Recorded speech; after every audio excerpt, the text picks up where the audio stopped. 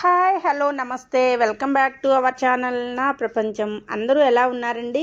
మేమైతే చాలా బాగున్నామండి. అలానే మీరు కూడా చాలా చాలా బాగుండాలని చెప్పి మనస్ఫూర్తిగా కోరుకుంటూ ఇక్కడ ఈ వీడియో వచ్చేసి అయితే నేను పైపింగ్ అనేది ఎలా వేయాలి, పర్ఫెక్ట్గా ఎలా వస్తుంది అని చెప్పి నేర్చుకోవాలని చెప్పి ఒక ప్రయత్నం అయితే చేస్తూ ఉన్నానండి. అంటే చాలా యూట్యూబ్లో చాలా వీడియోస్ నేను ఫాలో అయ్యానండి. అయిన తర్వాత మరి మనం కుడితేనే కదా మనకి వచ్చేది అని చెప్పి ఒక చిన్న ప్రయత్నం అయితే ఇక్కడ చేస్తూ ఉన్నానండి. ఇంతకుముందు 2-3 జాకెట్లకి వేసేసాను. అయితే అది పర్ఫెక్ట్గా వచ్చినట్టు నాకు అనిపించలేదన్నమాట. అందుకోసం ఇప్పుడు ఇలా వేసి చూద్దాము అని చెప్పి ముక్కలను అయితే అన్నీ కూడా ఒకే సైజులో అయితే కట్ చేసుకోవడం అనేది జరిగిందండి.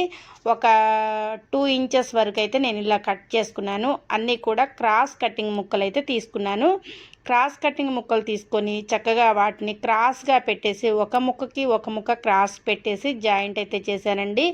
అది క్రాస్ కటింగ్ చేసేటప్పుడు ఆ క్లిప్ అయితే మిస్ అయిందండి, ఏమీ అనుకోవద్దు.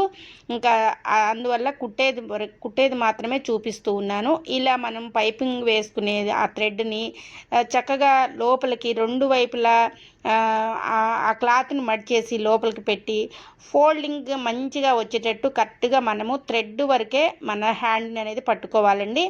అలాగనే సింగిల్ పాదం ఉన్నవాళ్ళు చక్కగా సింగిల్ పాదంతో కూడా వేసుకోవచ్చు. మాకు పాదం ఉంది కానీ తీయటం రాక, ఇది ఉన్న పాదం తీయటం రాక సరే ఇలానే అడ్జస్ట్ అయితే చేస్తూ ఉన్నాము.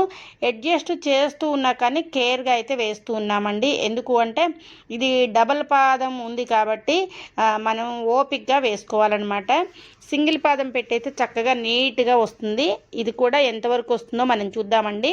ఇలా మొత్తం కూడా పైపింగ్ అనేది ఫస్ట్గా మనం చేసుకుంటే మనకి బ్లౌజ్కి వేయటానికి ఈజీగా ఉంటుందన్నమాట. అందుకోసం పైపింగ్ అనేది మొత్తం కూడా మనం బ్లౌజ్కి ఎన్ని ముక్కలు పడతాయి అనేది మనకి, అలాగనే హ్యాండ్స్కి ఎంత క్లాత్ పడుతుంది మనకు తెలుసు కాబట్టి అన్ని పీసులు మనమైతే కరెక్ట్గా ఉండేటట్టు కట్ చేసుకోవాలి. కట్ చేసుకున్న పీసులన్నిటినీ కూడా మనం క్రాస్గా వాటిని జాయింట్ చేసుకొని డబల్ స్టిచ్ చేసుకోవాలి. ఇదైతే మర్చిపోకుండా చేసుకోవాల్సిన పని. ఇంకా తర్వాత దాన్ని అంతా కూడా మనకి థ్రెడ్ వరకే మనకి పాదం వచ్చేటట్టు జాగ్రత్తగా చూసుకోవాలి. పైపింగ్ చేయాలి అంటే కొంచెం కేర్ అయితే అవసరము. ఇది మేము ఇప్పుడు 3వ సారి ట్రై చేసిన తర్వాత పర్ఫెక్ట్గా వచ్చింది. ఇంకా మనకి థ్రెడ్ తోటి మొత్తం పైపింగ్ అనేది స్టిచ్ చేసిన తర్వాత మనకి ఎక్కువ ఉన్న క్లాత్ మొత్తం కూడా నీట్గా కట్ చేసేసుకోవాలి. అంటే మనకు కొంచెం ఫస్ట్ ఎక్కువ తీసుకున్నాం కదా, ఒక 2 ఇంచెస్ తీసుకున్నాం కాబట్టి మనకి ఎక్కువ క్లాతే ఉంటుంది. ఆ ఎక్కువ క్లాత్ని సమానంగా అన్ని వైపులా ఒకేలాగా ఉండేలాగా మొత్తం కూడా కట్ చేసుకుంటూ రావాలి. ఇంకా దానివల్ల ఏంటంటే మనకి పైపింగ్ వేసినప్పుడు నీట్గా పైపింగ్ అనేది వేయటం జరుగుతుందన్నమాట.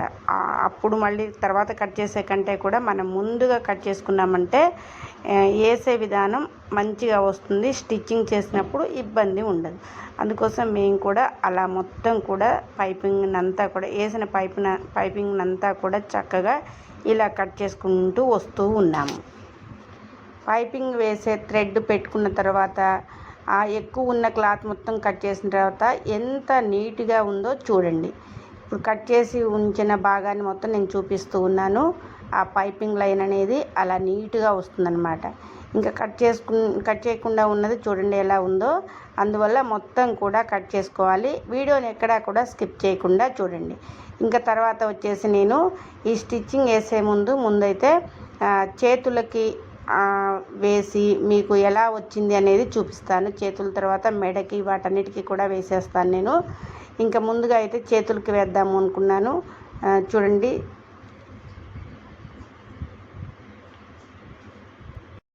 ఇప్పుడు పైపింగ్ వేయటం చాలా ఈజీ అనమాట. చూసారు కదా ఎంత సన్నగా వచ్చిందో. ఎక్స్పీరియన్స్ ఉన్న వాళ్ళు ఎలా స్టిచ్ చేస్తారో నేనైతే అలా స్టిచ్ చేశాను. చాలా ఆనందంగా కూడా ఉంది. ఎందుకు అంటే మనం నేర్చుకున్న పని ఇంత పర్ఫెక్ట్గా మనం చేసాం కాబట్టి చాలా మంచిగా అనిపించింది. రెండు చేతులకి వేసిన తర్వాత ఇంకా నేను మెడకి స్టిచ్ చేయబోతున్నాను. మెడకి కూడా ఎలా వస్తుందో ఒక్కసారి చూడండి.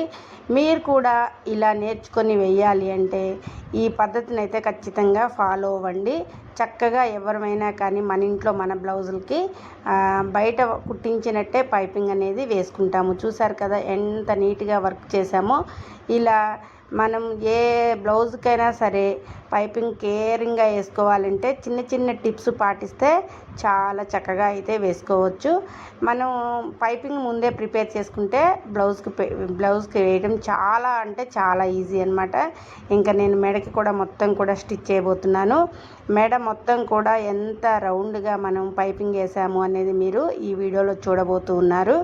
ఎందుకు అంటే మనకి చాలా బ్లౌజులు బయట పట్టించిన తర్వాత వాళ్ళు ఎలా వేశారని చెప్పి మనం ఆలోచించి మనం ఇవాళ వేసిన రోజు చూస్తే ఇంత చక్కగా మనం కూడా వేయగలమా అని అనిపించింది నాకైతే.